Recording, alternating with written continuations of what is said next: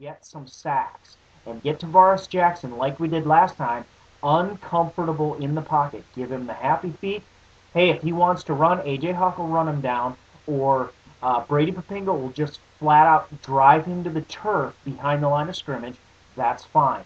What we don't want is him rolling out comfortably with his eyes downfield, able to pick out Bernard Berrien and score some big yards on us because we weren't able to bring him down right away. We know this is what we've got going for us. We know our corner play is going to be look for Charles Woodson to have at least one interception in this game. It could be a pick six, but watch for him to have a pick. The guy is ready to roll. Al Harris is going to play fine. So that pretty much wraps up the defense, which does have some big question marks. We just don't know what we're going to see tomorrow night. Offensive-wise, we're still in a little bit of the same boat. I do want to say this. The success of our offense is not going to be dependent on A-Rod. It's not going to be dependent on Ryan Grant. It's going to be dependent on whether we can have a solid bit of success from Ryan Grant and a solid bit of success from A-Rod. It's going to be a synergy between the two, a balanced offense that wins this game for us, that puts points on the board. Because Jared Allen is going to be flying around that corner as fast as anyone in the league can fly around that corner. We are going to have to be able to defeat his pass rush, either with some draw plays, short passes by A-Rod, but we are also not going to be able to just pass the ball. With Jared Allen back there, he is going to destroy A-Rod, just like the 49ers game, and Aaron is going to start holding the ball and taking sacks that don't need, or running out there and getting leveled and having to limp off the field while we have Matt Flynn come and play the rest of the game for us. So it will take a balance. We are going to need both Ryan Grant to be great and Aaron Rodgers to be great to have a chance to get the points on the board to win this game. Mark my words. It will not be one or the other. Our O-line, which is what both the running game and the passing game are going to come down to. Our O-line is suspect right now.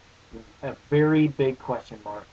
I think having Chad Clifton at the tackle position and Mark Hauser, we're going to be okay there. Other than that, I believe that Scotty Wells is once again hurt, is not going to be starting at center, so we will just have to see. It could get ugly for the Green Bay Packers if that offensive line, I don't know if Josh Sitton is back, but if that offensive line can't solidify things, we are going to be in big trouble. Remember we talked about how Ryan Grant as a great running back makes an offensive line look better, but we are going to need a little bit of both. Ryan Grant has not been practicing. He is not up to game speed. We are going to need our offensive line to take a step forward. And finally, this is my final difference that I want to talk about.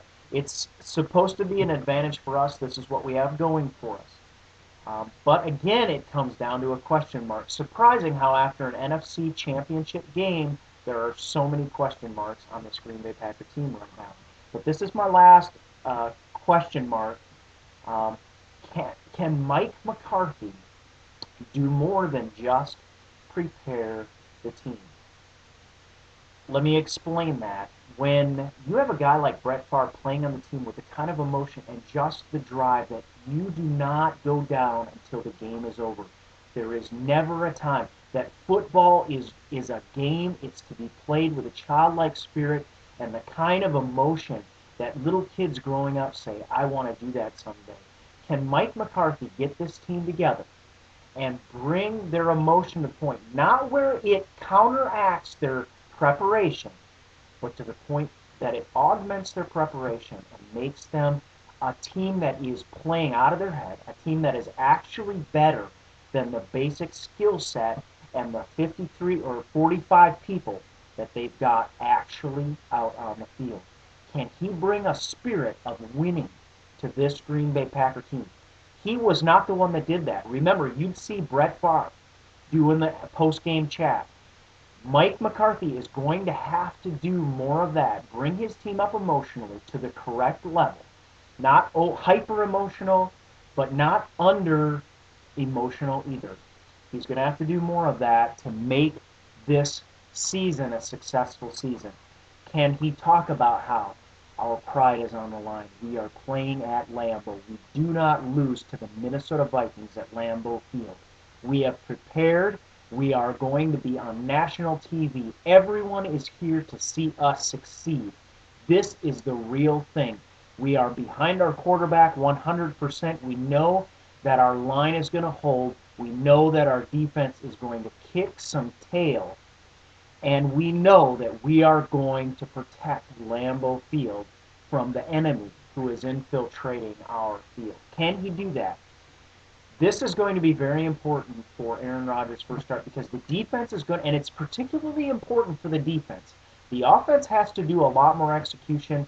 The defense has to be amped up to kick some tail out of Adrian Peterson, take the drive, the emotional drive and psychological drive away from him so that he does not become all day AB. He becomes just another running back. And if he can do that, if Mike McCarthy can bring the team up to that kind of emotional level, we will win this game. I did want to make my predictions for this season.